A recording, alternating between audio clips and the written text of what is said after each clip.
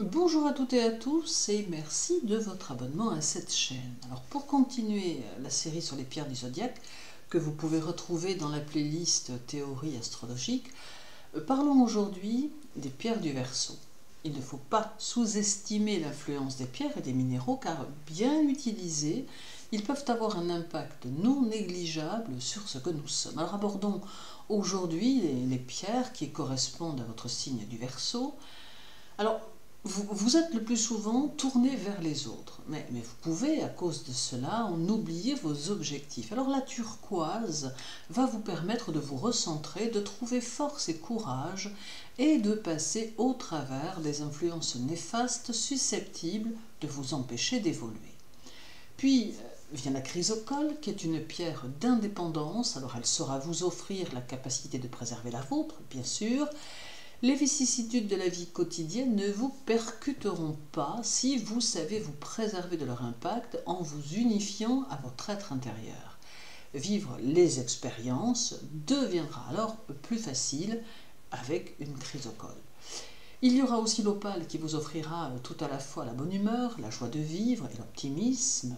Pareil ainsi, vous vous sentirez prêt ou prête à affronter la vie simplement, car vous aurez conscience de chaque instant et conscience de l'instant présent. D'autre part, l'impulsivité dont vous faites preuve pourra être beaucoup plus facilement gouvernée.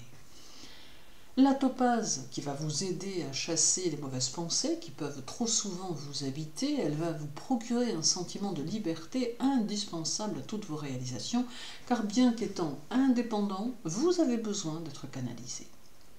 Avec l'aigle marine, qui est une pierre de communication, il vous sera offert le moyen de pouvoir transmettre votre savoir, mais tout en même temps, elle mettra en avant votre indépendance et vous permettra de vous construire en l'utilisant, tout en utilisant votre moi intérieur. Chaque chose deviendra plus claire et vous permettra d'avancer en toute liberté. Il y a encore la fluorite qui vous maintiendra dans l'objectivité et vous permettra de prendre en compte votre intuition qui se révélera souvent fort importante. En liant les deux, vous pourrez peut-être ainsi éviter des erreurs de jugement et pourrez avancer au milieu des événements en espérant faire le plus souvent les bons choix. Elle pourra être, la fluorite, un guide vers votre vie intérieure et spirituelle. Et terminons avec le saphir que vous pouvez utiliser comme guide pour trouver votre chemin au milieu de vos projets qui sont toujours fort nombreux. Si vous écoutez votre petite voix intérieure, vous agirez alors avec sagesse et efficacité, mais vous devez utiliser cette pierre pour faire le distinguo entre vos intuitions et vos simples idées, car tout peut ne pas être bon à suivre. Merci de votre intérêt pour mes vidéos. Je vous souhaite une bonne journée. Prenez soin de vous et à très bientôt.